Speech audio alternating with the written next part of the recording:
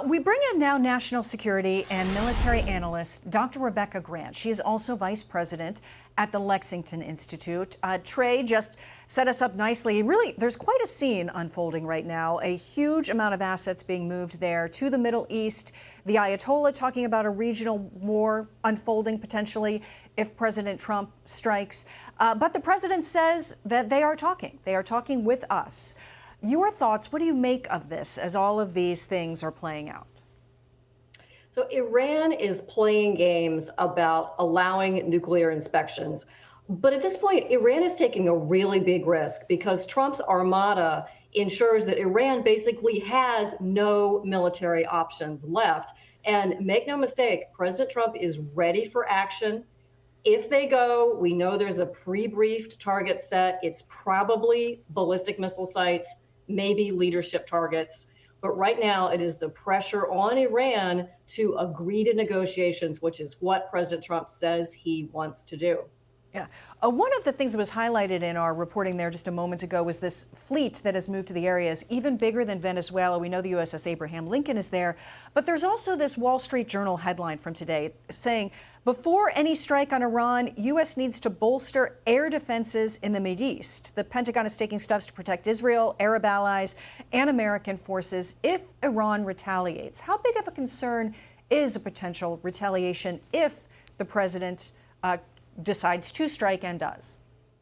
Right. Well, the air defenses are a top concern. I'm glad because you can see on this map, those assets are already in place. This is a massive amount of sea-based air and missile defense. There's also land-based missile defense, too. But you're looking at destroyers in the Eastern Med ready to do a nose-on shot against Iranian missiles or drones. Destroyers down in the Persian Gulf, more destroyers, and the aircraft carrier USS Abraham Lincoln over there in the NAG, the North Arabian Gulf. Incredible. This is like a golden dome of missile defense over our U.S. forces in the Middle East. Also in there, strike options if needed. F-35s, the stealth fighters on the carrier, are great at taking out cruise missiles. There is more land-based U.S. air power throughout that region as well. So President Trump has done the number one thing, and that is make sure that our, about 40,000 U.S. forces there are very well protected. And this is why Iran really has no military options. Yeah, thank you for the answer to that question. I also want to get your take on something that General Jack Keane said. This was his analysis earlier today. Take a listen. There is an historic opportunity here to set the conditions through a military strike that puts the regime on the pathway to collapse. The Israelis recognize this, and this is why there's so much delay taking place to bring in robust resources to do something that's decisive. It's not going to be like an invasion of Iraq, Afghanistan, or Haiti, or Panama, where there are ground troops on. Right here in front of us. Your thoughts on what the general had to say there?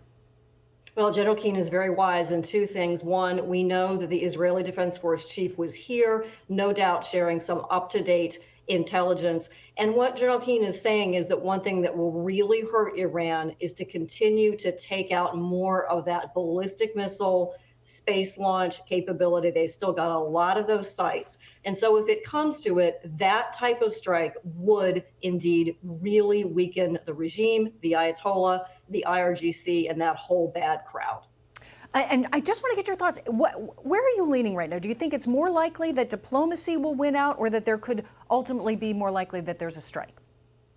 Well, I tell you, the president of Egypt, Qatar's prime minister, the Turks, they're all calling Iran and saying, look, you better negotiate. But Iran always says they'll talk. But what we've seen in the past, Operation Midnight Hammer showed us, is that it often takes military action where Iran is concerned.